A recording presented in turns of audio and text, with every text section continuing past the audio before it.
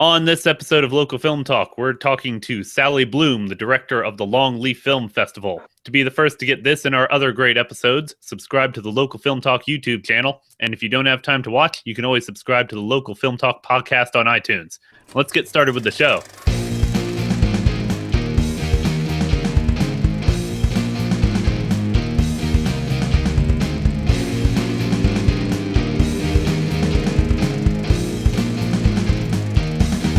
Welcome, everybody, to another episode of Local Film Talk. This time, we're doing something a little different. Rather than talking to an actual filmmaker, we're going to be talking to a festival director, specifically Sally Bloom, the director of the Longleaf Film Festival at the North Carolina Museum of History that's going to be happening this weekend. I'm Bob Walters. And I'm Conrad Arnold. And usually I tell you who we're talking to because I get that lead in, and now I don't know where to go because you said you wanted one you could screw up. I set you up to screw this one up. I was set up to fail. That's how we do it here. Set up for failure. Before we get into our conversation, let's definitely take a look at the events coming up on the schedule. What we got coming up first? Let's see. Well, obviously, since we're talking to Sally from Longleaf Film Festival is happening this coming weekend, May 13th and the 14th at the North Carolina Museum of History, and it's free. It's free. They got, what, like 42, 43 movies, she said? Something like that? 50.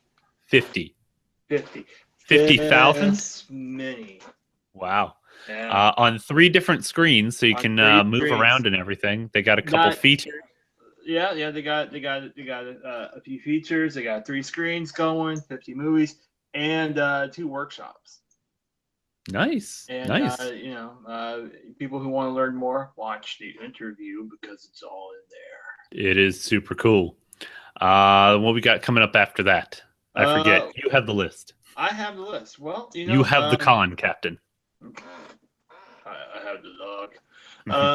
Since we're talking about Longleaf, we need to mention the upcoming West End Wine Bar film series.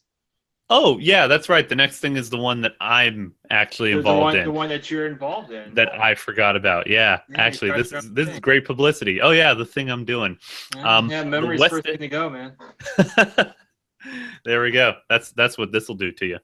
So, yeah, folks, West End Wine Bar on Franklin Street in Chapel Hill is going to be doing a screening series. It's going to be a screaming series featuring some of the finest screamo bands that Chapel Hill has to offer. Anybody can do a screening series, but a screaming series, that's pro. You don't want to miss one of those. Admission is free, but earplugs will cost you $10. $10, yeah. That's the early bird special, of course. At the door, $25. Screening series this summer at the West End Wine Bar in Chapel Hill. It's going to be every Wednesday night. Don't have the exact hours yet. We're looking at maybe 7 to 9 p.m. every Wednesday, but there's going to be drink specials. There will be a 60-minute block of films, mostly local films. We're getting submissions right now. We're curating them. Hopefully we'll be able to do like a theme every week. A lot of great stuff coming in. No decisions made yet, but hopefully we'll have some info coming up soon. There will be a link in the show notes to the website, the Wix page I made for the event. And if you keep an eye on that, we should be posting fairly soon the schedules for films that'll be showing. So a lot of great stuff you can see throughout the summer. First week is June 1st. Last week is August 31st. Come on out. West End Wine Bar, Chapel Hill, North Carolina, and see some great films. Nice. You had that honed right there. All I had to do was screw it up like 3 or 4 times, and then I finally got it. I forgot to mention Eric Pruitt. This is the brainchild of our buddy Eric Pruitt from several films you might know. But he is the one who put this all together. And he is the mastermind. He's really great at organizing these local events. So if Eric's running it, it's going to be a great time. So definitely come on out. Nice. Okay, well, also coming up after this week on the 17th, the Cary Theater is hosting Rough Cut Review. This is the workshopping thing that they are starting up. where you can bring a work in progress, have it on the big screen, and a moderator facilitates a feedback discussion afterwards. So you can ask questions about what it is that you're trying to do with the film. Is it working? Is it not working? People can offer their feedback about what works for them or what doesn't work for them. And if you need a test audience, this is a way to do it. That's a fantastic tool. It's something that's usually very hard to come by. You know, your friends and family are only going to be so brutally honest with you. So to be able to actually have this kind of workshop setting for a rough cut is really cool. And I believe you said last week when you mentioned this, it's a first come first serve thing. It is. They haven't been able to publicize it as well as they'd hoped, so we're spreading the word for them. Mm-hmm. They got a few pieces. To our one viewer out there, Mike Howard, help spread the word. They got a few pieces ready to go, but they're still looking for more, and they will take like a digital HD file as well as a DVD or Blu-ray. Nice. Of whatever you're bringing. No, that's very cool. If you got something you're working on and you just can't quite figure out how to make it click, go ahead and submit to that. Or, of course, if you're interested in helping other people out, pay it forward. Go and attend and offer someone some brutal criticism. Okay. And then also this coming week after, on the 19th, is Triangle Film Community's screening at the Cary. We're showing Rob Underhill's Fever Dreams, written by Al Julian. And we're also showing Christopher Moore's Knobgoblins. Yep. It's going to be pretty cool. It's a night of terror. Mm-hmm. That's a great combo. The Knobgoblin followed by it's a short anthology. The Knobgoblin followed by Jeff Briggs. I think if they had to fight in an alleyway, Jeff Briggs wins. Yep. Jeff Briggs actually chases the Knobgoblin across the screen for 80 minutes. For 30 minutes. That's our experimental film. Jeff Briggs chasing a Knobgoblin for 30 minutes.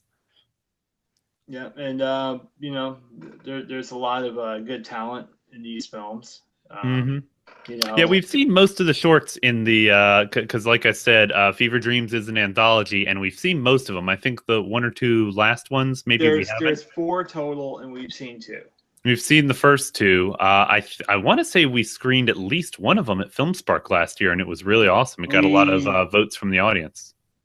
We actually showed Cameraman, right? We showed both The Agent and Cameraman. Okay, yeah. Cameraman was one of our best ofs. Yeah. And if I remember right, in one of the other ones that we haven't seen, it's got Keith Harris, who is going to have a larger part on The Walking Dead. Oh, nice. Harlan. So that's pretty cool. Very cool. Yeah. So check it out. Fever Dreams at the Cary Theater. And of course, the short at the beginning, Christopher D. Moore's Knobgoblins, will be a very fun night. Maybe we'll get a little Q&A afterwards and everything. It'll be fun. Come on out and check it out. Featuring Tom Gore. Tom Gore. That's right. We can never forget that Tom Gore is involved in everything. Oh, and then what's after that? I think that's it for the near-term calendar. The near term, yes, but there is always FilmSpark. FilmSpark, it's always on the horizon, and we will never stop mentioning FilmSpark until after September. Then we're probably going to forget it existed until January, February next year. Then we're like, oh yeah, hey. That's our goal. We're going to drink it out of our memory once it's finally done.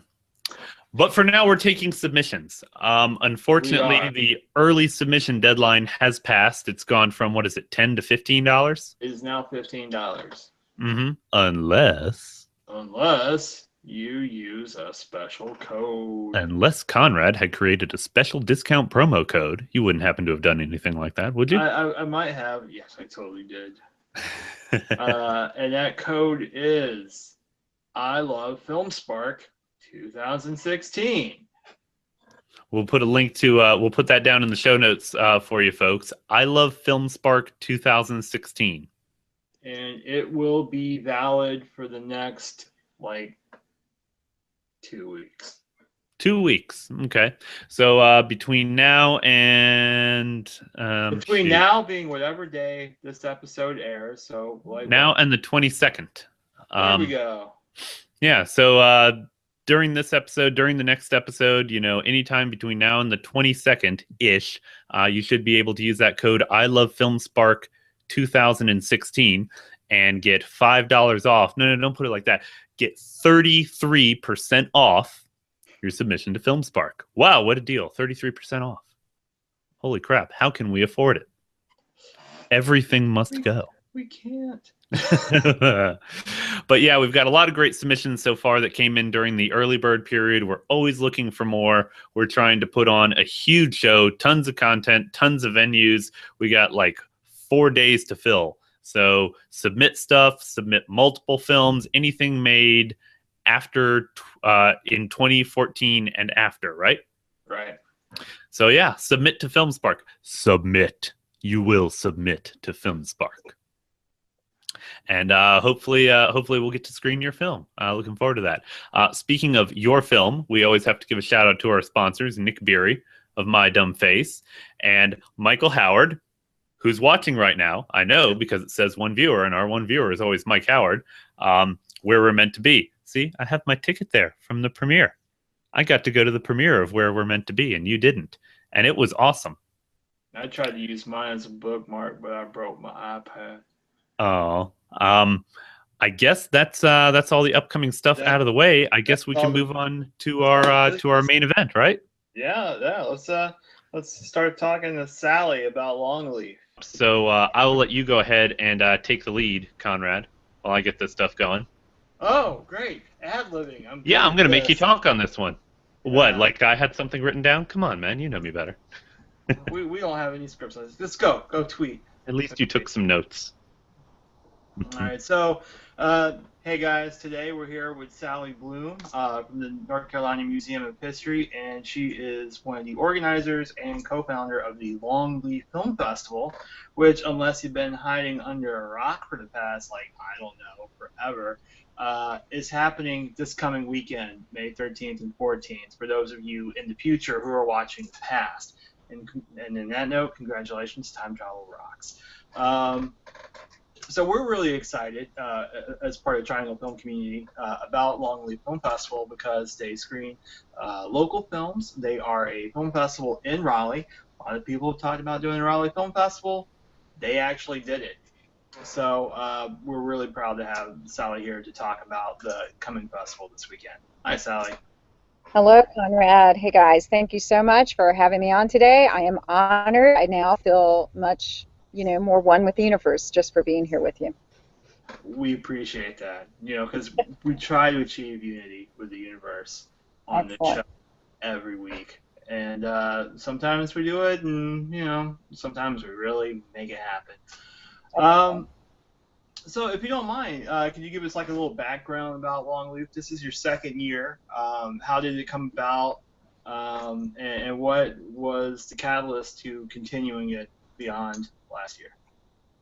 Absolutely. I'm happy to share that. Since I work for the History Museum, the history of everything is really important to me. And so a couple of years ago, we started working on an exhibit called Starring North Carolina about the 100-year, over 3,000 film history of filmmaking in North Carolina. And I was working on the interactives part of that exhibit, the hands-on stuff and what makes people connect to it, as well as the programming for it. And Jerry Taylor, who works at the museum as well, he's our multimedia producer, and in his ample free time, which is not ample, he's an independent filmmaker, and he said, why are we having an exhibit about making films and not having a film festival? And so, being totally naive and clueless about film festivals, I said, sure, let's have a film festival. So that became a sanctioned part of the programming for Starring North Carolina, and so we created a film festival. And so we started about a year, 16 months out from the festival date, once we started, got approval for it. And I didn't know what I was getting into, but it was a lot of fun. And so we had Longleaf, And at the end of it, we had a lot of evaluations, a lot of metrics we were looking at, attendance.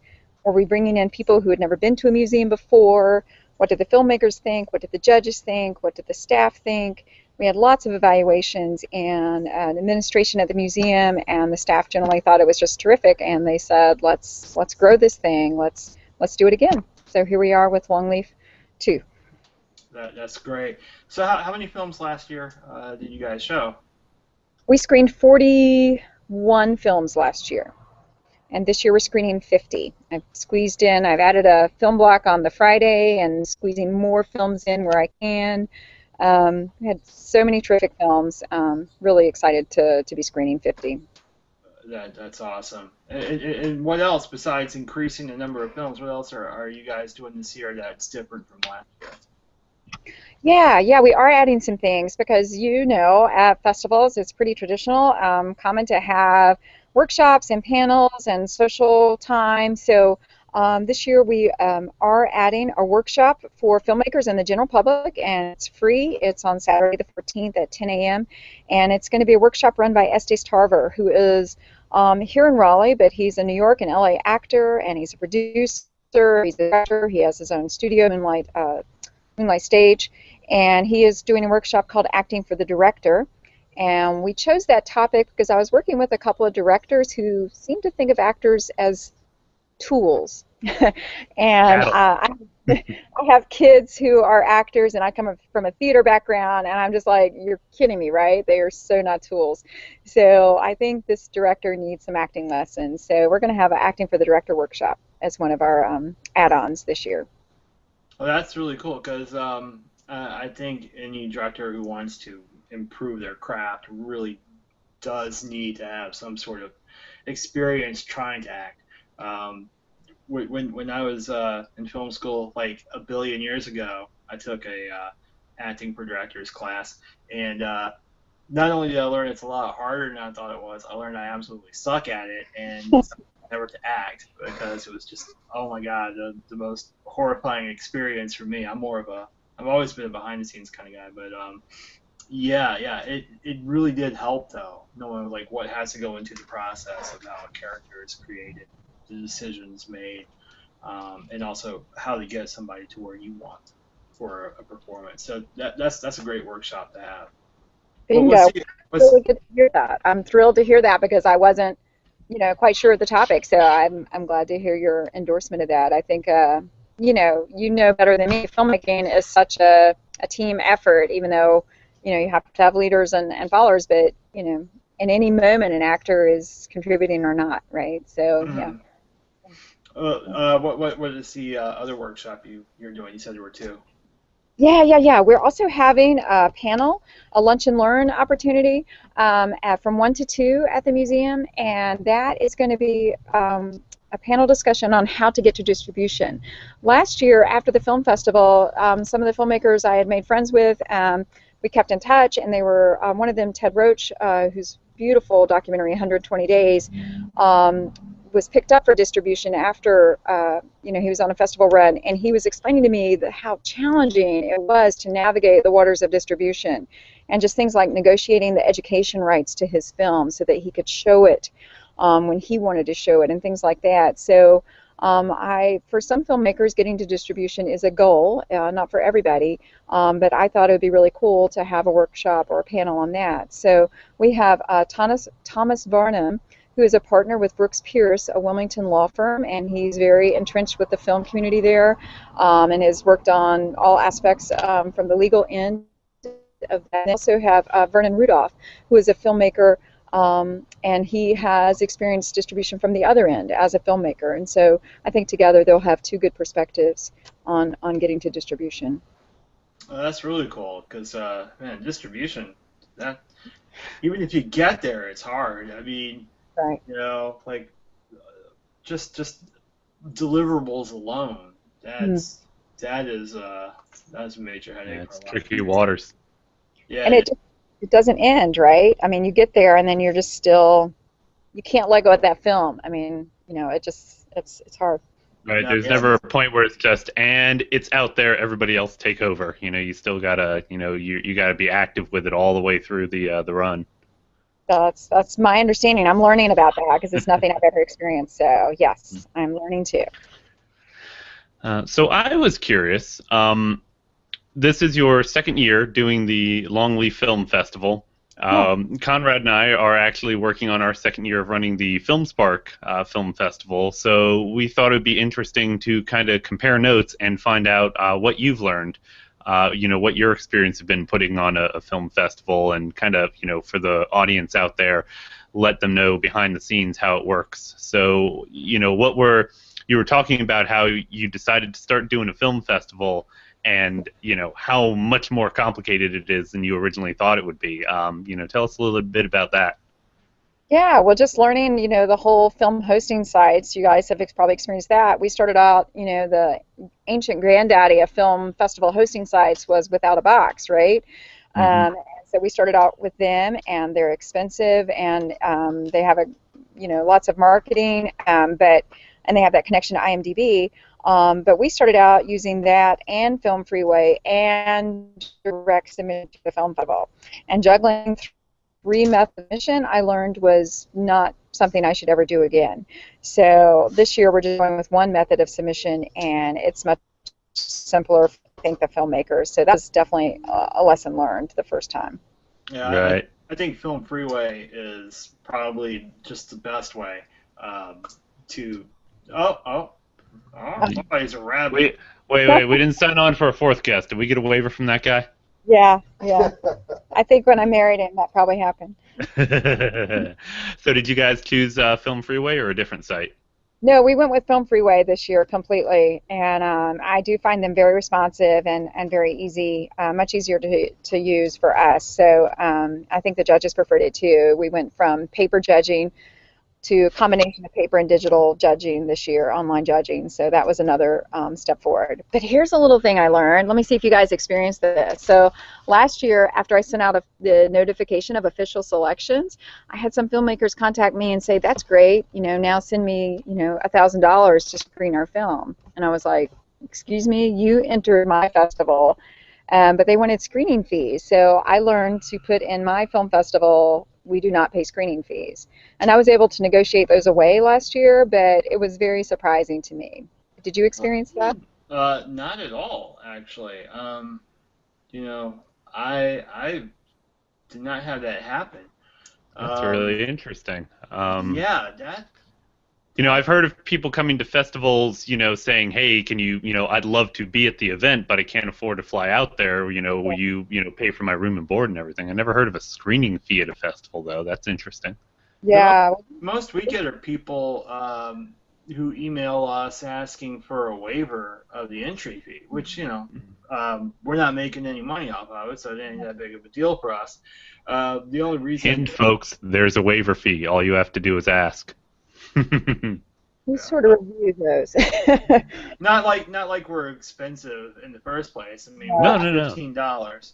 Yeah. But usually when I get asked about a waiver, it's somebody whose film would be ineligible anyway. Because for Film Spark, we're all about North Carolina film, as Longleaf is, and the films I'm getting emails about are from all over the world. And it's like, hey, that's great. I'm really glad that you made this awesome film. And it's doing so well in all these other festivals, but we're just not the festival for you. Right. Well, Conrad, I have to jump in here and say that actually we are international. Okay. I want to say I saw one of these. I was like, oh, that does not look like it's from around here. Yeah. The majority of our films are local films, and we do have a special recognition for films with the North Carolina connection. It may not be that it was made here, but maybe you went to school here, you grew up here, your lead actor's from here, so we recognize those films. But no, we actually were open to everything, and that's something we're going to think about as we go forward in the future, since the majority of our films are from North Carolina. But we do have films from other countries, the United States, and so I think maybe that's where the screening fee issue came from. These were some pretty polished films. They were looking to boost their festival credentials, with Longleaf year one, but go figure. Yeah. Now, what do you think you put in there that attracted films from all over? I know at one point last year we were saying entry was free, and I think that got everybody and their mother to submit. But was there anything that you noticed, like maybe a keyword or something that you had in last year's submissions as like, oh, that's why, Well, we do say, I mean, it says in our description that we are open to films from around the world and our own backyard. That's sort of a tagline we use. I don't know, because we didn't really do the marketing package or anything. I really don't know how they found us. That would be lovely to know, wouldn't it? How people find the festival. To be on that other side of it, looking for festivals, because you go on Film Freeway and it's overwhelming. To try to use the search criteria to find your own festivals sometimes to see what. It's kind of humbling when you get a bunch of submissions and knowing how much stuff is out there and going, oh, and you chose mine. That's awesome. Absolutely, and that's why I feel so honored. And this sounds completely hokey, but I mean it. We watch, of course, every movie, and I respect every filmmaker because I understand how much work and how much passion goes into each of these things. It's just, yeah, it is humbling. You're absolutely right. Yeah, totally. So, what kind of logistics do you deal with the screenings? I believe last year, how many screens were you running at once? Because I think this year you're doing 3, right? We did 3 last year as well. On day 1, on the Friday, we just do 1 screen. Our Daniels Auditorium is a lovely auditorium in the museum. I think you're familiar with it. The big one, yeah. It seats 300 people. It has a nice large screen, and then one of them is called the Longleaf Classroom, and it seats about 100 people, and it has a nice, full screen in it. And then we have a very small room with a full-size screen, but the room is small. It seats about 35 people, and that's our Dogwood room. And so on Saturday, we screen films. We have film blocks from 11 to 1, 2 to 4, and 4 to 6 in all 3 places. And then at 6 o'clock, we all move to the auditorium, and we have our last film block from 6 to 8:30, and then awards on the Saturday. If we didn't use those other rooms, I'd have to cut, I don't know, dozens of films from the festival, and that would just, I would feel about that. So we're lucky that we have that space. It can, it means the audience has to choose what they want to watch at any one time. I guess that's the downside. Right. So what would you say is your criteria for which films you select? Because you've got a mix of you've got a mix of features and shorts. You got stuff that's local, also some international stuff.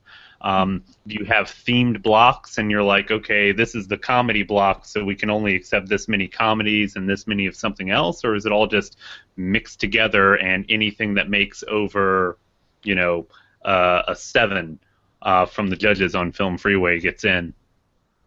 Yes. 7, folks. Shoot for a 7 or better. No, we do not have themed film blocks. I can tell you that. It's definitely a mixture. Because it's based on time. After the films are reviewed and the ratings come in, we literally have pieces of paper, and I have little slips of paper with the films and all their ratings and their time and and we're moving them around like chairs on the deck of the Titanic, trying to fit them in to screen as many films. Index card system, yeah. Yeah, so we tried doing it digitally, and what's so funny is my husband actually works for a company that writes software that schedules planes across the U.S. and football teams. And I'm like, that's what I need. I need your software to schedule my films, but he didn't offer it up for me. So we're still using slips of paper. So that's how the film blocks come together. Jerry Taylor, my coworker, is kind of the expert on that, and he's got a great visual eye and a great sense, a film. So he really helps me putting together that schedule. And we do leave room in each film block for Q&A with filmmakers or other people associated with the film.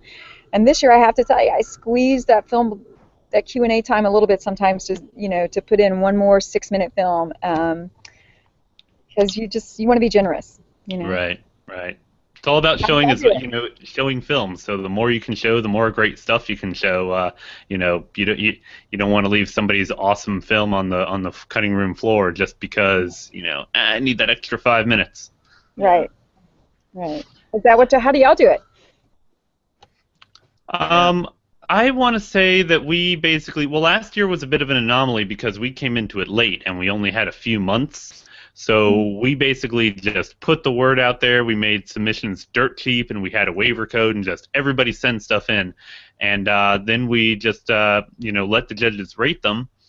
And we only had the one screen. We were using the big screen at the Museum of History. And we knew what our blocks were going to be. So, I mean, Conrad, you could answer this more than I could, but I think we just filled up the schedule with the top stuff, and the cutoff was when we ran out of time, right? Kinda. I mean, we did some after-hours stuff at the museum. So I knew Friday was kind of short. That's why we only did 2 blocks, starting at 6 that night. Mm-hmm. Saturday we ran, I think we ran like 4 or 5. Saturday was an all-day thing because we actually started in the morning, if I remember correctly. Yeah, we started in the morning with the kids blocked, and we did 2 blocks of shorts, and then we did fix it and post. And then on Sunday, we screened. I think we had 2 blocks. I remember there was the best of block. Yeah, and we did one before that. Mm-hmm. There wasn't a feature on Sunday night, was there? No. It's Friday and Saturday, because I remember one was Fix It and Post and the other one was Red. Yeah, those were our 2 features. Okay. I remember on Sunday we did Local Film Talk Live. Yes. And yes, then we did. Went into Best of Film Spark. Right. So, we screened, I think it was like 43. Yeah, that was pretty good, especially for one screen. Yeah, we managed to make it work. And when you say months, that makes it sound like there was more time than we really had, man. It's like, when I say months, I use the bare minimum of the plural. It was probably about 2.5 months we had to put it together. Yeah, I think that's about right. It was crazy, man. Yeah, but it worked out really well, and you were singing the praises of Film Freeway. Film Freeway did us right, and we're definitely using them again. What's funny is we did start without a box at first, and it really? I took didn't even know that. Ever to get that set up, like all this crazy information that they wanted, and then Christopher Moore suggested Film Freeway, and that took me like 5 minutes to set up. So I was just like, nice. Screw without a box. We're Film Freeway from now on, man. Now, last year we were in such a hurry that we basically just relied on the, rate each judge rating everything on a scale of 1 to 10. Mm-hmm. Yeah, we did kind of like paper, like right. Tally. But and then there was a point when we lost our guest and everything went to hell. Yeah. Ooh, that wasn't good. Anarchy in the streets. Well, hopefully she comes back in a second. I guess we'll just vamp until she gets back. But I guess what I was going to ask was, and for people who haven't used Film Freeway before and want to check it out, you can really get into the nitty gritty on that one. There's the I think Sally's back. Can you hear us, Sally? Not quite yet. But you can really get into the minutia of things you want to rate, like you can rate the directing and the writing and the cinematography and all that stuff. So I don't think for the purposes of Film Spark we're going to worry about all those things. It's kind of cool to tinker with, but for the purpose of getting through the tons of films that we have and then trying to figure out how to distribute them, I think we're just going to rely on the 1 to 10 scale. I was curious to see what Sally had to say about that, but what are your thoughts? Have you gone through all the options and everything? When I was setting up the judging, it didn't give me like what I could let people rate on. So Michael Howard asked, this obviously a question for Sally when she gets back. He asked if Longleaf would be accepting longer features. I guess they got a Hey guys. There we go. I switched to my husband's Mac, so something must have blipped out on my PC. I'm sorry. Oh, weird. That PC master race really flying high there. All right, I'm walking back out. Let's hope this connection lasts. Okay. This episode brought to you by Apple. Pay us, Tim Cook. Right, Well, absolutely. Apple needs all the help they can get. I don't know if you saw, but they're like their stock is having a problem because they had losses or something. Yeah, like the Really? first time they've had losses since the first iPhone came out, I want to say. Or I think it was first falling sales of iPhones ever since the first iPhone came out. Something Well, like that Yeah, that. happens sometime, right? Yeah. can't ride high forever. They flew too close to the sun. I have a Um, question for you guys. I don't know when we're going back, but I have a festival question for you. So Okay. okay. Yeah, go ahead. I'm curious to know how you do. Do you have audience vote, popular vote live during the festival? And also, you said something about a best of block. How do you determine that? Okay. That's an easy question. For audience voting, um, with every film block, we had printed a little ballot. We just passed them out to everybody, Okay. and we, you know, we tried to figure out ways to weight it based on how many people are in the audience. And in the end, none of us are mathematicians. We just threw that out, and we just went with whoever had the most votes. Hmm. Okay. Um, The people and, who and brought all their friends to vote for their film, That's they definitely knew how to work the system. That worked for them, and bring kudos to them for planning bring ahead. bring in okay. the entourage helps, and that was how pallbearers became the audience favorite for Film Spark. Hmm. As far as best of goes, those were the 8 films that got the highest ratings from the judges. I see. Okay. Right. Cool. All right, well, that makes sense. Yeah, because I'm thinking about it'd be fun to do because we do have 3 screens and everybody can't see everything. It would be fun at another time to do a best of Longleaf. I can't do it during the festival because I'm out of time now, but maybe if the filmmakers agreed, we could screen them again sometime. So I was just wondering how you came to that. But yeah, ratings make perfect sense. Yeah, yeah. Like you said, for the best of block, that just came for the ratings from when the judges had done the stuff. But to try to take those paper ballots, tally them up, and then come up with a block based on that, we didn't really have the time for that. It would be interesting if we could figure out how to do that. Or if there's some kind of app you can use to do something like that. I'd be surprised if there isn't some kind of voting or polling app that you can use. I'm just gonna throw it out there. Any of the NC State kids watching this, like, use your engineering skills, figure out how we can do this proper. An Um, unpaid internship just opened up. yeah, you will learn so much. So what I was going to ask you before the before your connection dropped out, um, I was going to ask because Film Freeway gives you a lot of options when it comes to voting. You can just use the 1 to 10 scale like we're using, but there are a lot of like nitty gritty options like voting on the writing, the cinematography, the directing, acting, that kind of thing. Are you guys making use of any of that stuff, or are you keeping it pretty simple for your voting purposes? Well, we had actually developed our own judging rubric for year one. So when I said we did paper voting year one, we spent a lot of time developing a rubric and sent that out, FedEx that out to judges or delivered it to them, and had them write individual pages for each film. And so it was more our categories that we developed by looking at a lot of film festival judging things. And so, yes, we did look at cinematography. There was like a 1 to 7 for, 6 categories and then a cumulative average. So that was how we did it initially. And so this year I did mostly use the film freeway judging, but I also gave the judges an option with paper because some of them like paper spreadsheets to, they wanted, one judge in particular wanted to use more that kind of system.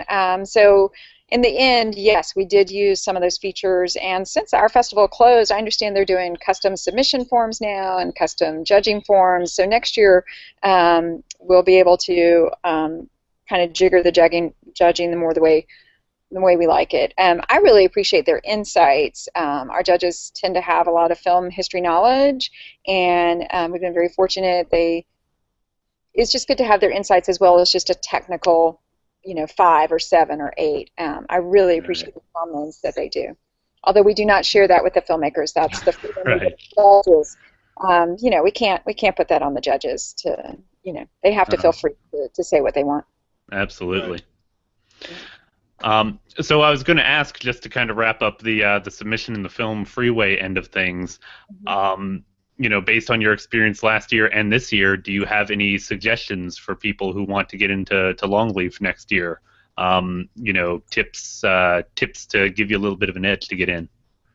Okay, well, probably our least submitted to categories are the features. We get a lot more shorts than we do features if you're just looking to up your numerical odds. Okay. Quick question. Just since you happened to mention that, we got a question in the chat from our friend Michael Howard. He's asked, will Longleaf be accepting feature films next year that are longer than 90 minutes? I guess you had a time cutoff? We did have a time cutoff, and that did bother some filmmakers. And I am sorry that I don't know the answer to that question because I'm not even thinking about next year until I get through this year. Right, right. I'm so sorry. Yeah, we had a couple of filmmakers contact me this year, and that had films longer than that, and I asked the judges to be gracious with their 90-minute. I did not throw out any film because it went over. But it's just to allow us to show more films. The main reason films aren't screened at Longleaf is the lack of screening time. And I can tell you another category that I would love more entries, although the ones we got were phenomenal, is that we have a category for middle and high school students. We are part of the History Museum. We have an education mission, and there are some incredible high school filmmakers out there. And what's so cool, given what we know about the filmmaking world, is that the majority of our high school students this year were women. And one young woman actually won our Best Student Film last year. Her name is Morgana McKenzie. You should look her up and get her autograph now, because this young woman, I'm telling you what, she's a force of nature. She's Canadian, and her film last year, Gifts, won our top student film, and she's got another film, Ellie, in this year, a narrative short, and it's phenomenal. And we have an incredible documentary by a high school girl, and it's animated, like she did it herself. They're all on animation, and it's called One Day on Carver Street, and it's phenomenal. So we had, you know, plenty of entries, but I would have definitely loved more in that high school category. Okay. So anybody out there, go out and enroll in high school, Billy Madison style, and you know, get into that category. The competition is a little lighter. Conrad is contemplating over there. Thinking about it. I think I can pass for 16. Kind of require that I see that student ID though before. Kind of a thing. Kind of a thing. So if you can get one of those, that will work. Right. Well, cool. Yeah, that's pretty neat. And you know, I hope people are taking note and already making plans for next year. Like I said, I know you guys are just focused on getting things done this year, but you know, I hope to see the festival grow even more and more. Thank you. So, what do you guys do in getting ready for the festival? What do you do to promote it? What channels do you use to get the word out? Well, I'm talking to one right now, and I really appreciate all the shout-outs y'all have given us. We don't have a huge budget because we are free to attend, which is fairly unusual for film festivals. And we can do that because we have the wonderful venue of the History Museum. But we, like you, we're certainly not making money on this. And we have some sponsors for whom I'm very grateful, but don't have deep pocket sponsors by any stretch of the imagination. And I welcome all small donors because that's where it's at. To get the word out, it's frankly been mostly social media. We don't have any paid advertising at all. And last year, Longleaf didn't have a Facebook page. They didn't have, you know, just the museum's social media. And this year, I have taken on running a Facebook page for Longleaf and an Instagram. I expect I'm going to be starting up a Twitter account for it because that's where people are, right? You're trying to get, and the people, what's so cool about Longleaf for the museum, one of the reasons they wanted to continue Longleaf is that it brought people into the building who normally would never visit a history museum. Right. And then when we get them there, we're like, oh, look, there's an exhibit, and it's really cool. And guess what? Making movies is making history, and stuff I really am interested in is in this building. So that's one reason the museum was willing to continue having Longleaf, is to get these people in who don't know we're around. Cool. What kind of turnout did you get last year? I guess we had over 400 uh, uh, in the building at one time, but because it went on for 2 days, I don't know if cumulative total, because we also have people just in the museum. So, but seated in seats, I know on the Saturday, the afternoon block, we had 450 people in seats at one time. So that was really cool. You know, I would love to grow that because, you know, we definitely had empty seats. We had seats available. And so we, with 3 rooms going on, we have a lot, you know, we have potential for, you know, about 440 people at any one time. Oh, very cool. That's a great turnout. Yeah, yeah. For, you know, it wasn't the whole day, but for one block, that was cool. And, you know, a lot of people don't want to watch movies at 11 a.m., but if you don't start in the morning, again, you don't get to screen a lot of films. Right. Yeah, absolutely. It's you know, sacrifices you got to make. I'm Yeah. totally down with watching movies at 11 a.m. Okay. That's Well, we Or did midnight, you know, that. depending on how it falls, There you go. There you how go. long you're able to stretch it out. Yeah. Well, cool. Thank you for taking the time to talk to us. Was there anything else you wanted to ask Conrad, or anything you want to give a shout out to, Sally? Um, I'm just grateful to my team. I'm grateful to you. I'm grateful to this whole filmmaking and film fan community. I feel like we have a couple of audiences, and the filmmakers are one, but the film fans are you know, a huge. I mean, that's, you know, the reason we're doing this, and I'm so grateful to be meeting more people in this community, and they're, you know, they're just very warm and giving, and you know, again, I tend to sound hokey, but I really am passionate about sharing these beautiful films with people, and frankly, history. To me, they really go together well. So I feel like we're a great fit for the community. And thank you so much. Right. Yeah. Every time we do something, or I'm involved in something, it never ceases to amaze me how many new people I discover. You know, I joined Triangle Film Community and met all these people I had no idea were making movies, and then we started doing Film Spark, and we're getting submissions from people that weren't in, you know, Triangle Film Community. I'm like, holy cow, there's even more of them. And now I'm looking at your list here, your schedule for the Longleaf Festival, which people can find. You know, just do a search for Longleaf Film Festival. Longleaffilmfestival.com. Yep, that's where we are. Longleaffilmfestival.com. Check it out. Mm-hmm. And, you know, I think there's even more local filmmakers here that I didn't know about. So it never ceases to amaze me how many people are out there doing good stuff. And I can't wait to, you know, for you guys to screen some of these. Yeah. But Well, I think Sally makes a really great point, and it's something we don't say enough. And we gotta shout out our appreciation to the local film fans here. mhm. Because, you know, it's one thing for us to make movies, it's another thing for people to come out and actually just enjoy them. Right, you know, 450 butts in seats, that's not all friends and family, you know, that's people in the general public who are like, this is cool, let's check that out. So thank you to all the people who are going out and watching these things. That's the community we're trying to hit. Yep, right. absolutely. We're in it together. Totally in it together. Yeah. Well, thank you so much for having me on tonight. I appreciate it very much, and all the technical difficulties. Yeah, thank you for coming on. It's you know, we look forward to seeing the festival, and you know, hopefully seeing more of you guys in the future. That will be terrific. All right. Care. Thank you so much. All right, take care. All right. Bye-bye.